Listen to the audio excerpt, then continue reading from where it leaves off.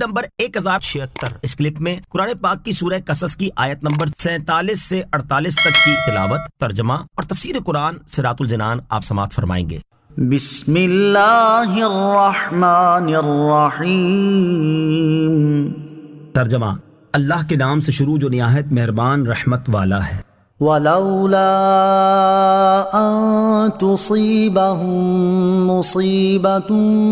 بِمَا قَدَّمَتْ أَيْدِيهِمْ فَيَقُولُوا رَبَّنَا لَوْلَا أَرْسَلْتَ إِلَيْنَا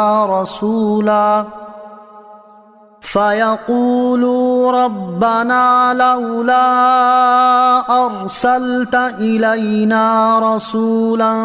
فنتبع آياتك ونكون من المؤمنين۔ ترجمہ، اور اگر یہ بات نہ ہوتی کہ لوگوں کو ان کے ہاتھوں کے آگے بھیجے ہوئے اعمال کی وجہ سے جب جہنم کی مصیبت پہنچتی تو وہ کہتے، اے ہمارے رب، تو نے ہماری طرف کوئی رسول کیوں نہ بھیجا کہ ہم تیری آیتوں کی پیروی کرتے اور ایمان والوں میں سے ہو جاتے۔ ولولا، اور اگر یہ بات نہ ہوتی۔ اس آیت کا مطلب یہ ہے کہ اگر کسی قوم کی طرف رسول بھیجنے سے پہلے ہی ان کے کفر اور گناہوں کی وجہ سے ان پر اللہ تعالیٰ کی طرف سے کوئی سختی آ جاتی یا ان پر اللہ تعالیٰ کا عذاب نازل ہوتا تو وہ لوگ یہ عذر پیش کر سکتے تھے کہ اے اللہ عز و جل، ہم پر سختی اور عذاب نازل کرنے سے پہلے تو نے ہماری طرف کوئی رسول کیوں نہیں بھیجا تاکہ ہم تیری دلیلوں کو مانتے اور اپنے رسول پر جو کتاب تو نازل فرماتا اس کی آیتوں کی پیروی کرتے، صرف تیرے ہی معبود ہونے پر ایمان لاتے اور تیرے رسول کے احکامات اور ممنوعات میں تصدیق اور اطاعت کرتے۔ لیکن اللہ تعالیٰ نے ایسا نہیں کیا، بلکہ اس نے عذاب نازل کرنے سے پہلے لوگوں کی طرف اپنے رسول بھیجے تاکہ ان کی تبلیغ اور کوششوں کے بعد جب اپنے کفر اور گناہوں پر قائم رہنے والوں کو ان کے اعمال کی سزا ملے تو وہ مذکورہ بالا عذر پیش نہ کر سکیں۔ اس کے ہم معنی وہ آیت مبارکہ ہے جس میں اللہ تعالیٰ نے ارشاد فرمایا، وَلَوْ أَنَّا أَهْلَكْنَاهُمْ بِعَذَابٍ مِّن قَبْلِهِ لَقَالُوا رَبَّنَا لَوْلَا أَرْسَلْتَ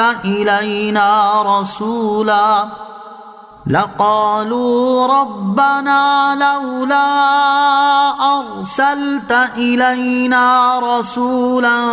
فنتبع آياتك من قبل أن نذل ونخزى۔ ترجمہ، اور اگر ہم انہیں رسول کے آنے سے پہلے کسی عذاب سے ہلاک کر دیتے تو ضرور کہتے، اے ہمارے رب، تو نے ہماری طرف کوئی رسول کیوں نہ بھیجا کہ ہم ذلیل اور رسوا ہونے سے پہلے تیری آیتوں کی پیروی کرتے۔ فَلَمَّا جَاءَهُمُ الْحَقُّ مِنْ عِنْدِنَا قَالُوا لَوْلَا أُوتِيَ مِثْلَ مَا أُوتِيَ مُوسَى أَوَلَمْ يَكْفُرُوا بِمَا أُوتِيَ مُوسَى مِنْ قَبْلُ قَالُوا سِحْرَانِ تَظَاهَرَا وَقَالُوا إِنَّا بِكُلٍّ كَافِرُونَ۔ ترجمہ، پھر جب ان کے پاس ہماری طرف سے حق آیا تو انہوں نے کہا، اس نبی کو اس جیسا کیوں نہ دے دیا گیا جیسا موسیٰ کو دیا گیا تھا؟ کیا انہوں نے اس کا انکار نہیں کیا تھا جو پہلے موسیٰ کو دیا گیا؟ انہوں نے کہا، یہ دو جادو ہیں جو ایک دوسرے کے مددگار ہیں، اور انہوں نے کہا، بے شک ہم ان سب کا انکار کرنے والے ہیں۔ فَلَمَّا جَاءَهُمُ الْحَقُّ مِنْ عِنْدِنَا، پھر جب ان کے پاس ہماری طرف سے حق آیا۔ اس سے پہلی آیت میں بیان کیا گیا کہ خوف کے وقت کافر کہیں گے کہ اے ہمارے رب، تو نے ہماری طرف کوئی رسول کیوں نہ بھیجا تاکہ ہم تیری آیتوں کی پیروی کرتے۔ اور اس آیت میں رسول کریم علیہ الصلوۃ والسلام کو بھیجے جانے کے بعد کفار مکہ کا حال بیان کیا جا رہا ہے۔ چنانچہ ارشاد فرمایا کہ جب کفار مکہ کے پاس ہماری طرف سے محمد مصطفیٰ صلی اللہ تعالیٰ علیہ وسلم تشریف لائے تو انہوں نے کہا، اس نبی علیہ الصلوۃ والسلام کو اس جیسا کیوں نہ دے دیا گیا جیسا حضرت موسیٰ علیہ الصلوۃ والسلام کو دیا گیا تھا، یعنی انہیں قرآن کریم یک بارگی کیوں نہیں دیا گیا جیسا کہ حضرت موسیٰ علیہ الصلوۃ والسلام کو پوری توریت ایک ہی بار میں عطا کی گئی تھی؟ یا اس کے یہ معنی ہے کہ سرکار دو عالم علیہ الصلوۃ والسلام کو عصا اور روشن ہاتھ جیسے دو معجزات کیوں نہ دیے گئے جو حضرت موسیٰ علیہ الصلوۃ والسلام کو دیے گئے تھے؟ اس کا پس منظر یہ ہے کہ یہودیوں نے کفار قریش کو پیغام بھیجا کہ وہ نبی کریم علیہ الصلوۃ والسلام سے حضرت موسیٰ علیہ الصلوۃ والسلام کیسے معجزات طلب کریں۔ جب کفار قریش نے ایسا کیا تو اس پر یہ آیت نازل ہوئی اور فرمایا گیا کہ جن یہودیوں نے یہ سوال کرنے کا کہا ہے، کیا وہ خود روشن نشانیوں کے باوجود حضرت موسیٰ علیہ الصلوۃ والسلام کے اور جو انہیں اللہ تعالیٰ کی طرف سے دیا گیا ہے اس کے منکر نہ ہوئے؟ اور جب یہ خود اس کے منکر ہیں جو حضرت موسیٰ علیہ السلام کو دیا گیا، تو کس منہ سے اس کا مطالبہ سید المرسلین علیہ السلام سے کرنے کا کہہ رہے ہیں؟ بعض مفسرین فرماتے ہیں کہ کفار قریش تمام انبیاء کرام علیہ السلام کے منکر تھے، اور جب انہوں نے یہودیوں کے کہنے پر نبی پاک علیہ السلام سے حضرت موسیٰ علیہ السلام جیسے معجزات طلب کیے، تو اس پر اللہ تعالیٰ نے ارشاد فرمایا، کیا کفار مکہ نے اس کا انکار نہیں کیا تھا جو حضرت موسیٰ علیہ السلام کو دیا گیا؟ اور جب یہ حضرت موسیٰ کو دیے جانے والے معجزات کے منکر ہیں، تو پھر ان جیسے معجزات کا مطالبہ کیوں کر رہے ہیں؟